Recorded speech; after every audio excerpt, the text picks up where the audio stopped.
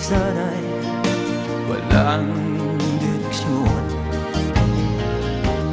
Tila kay lupit-lupit nitong panahon.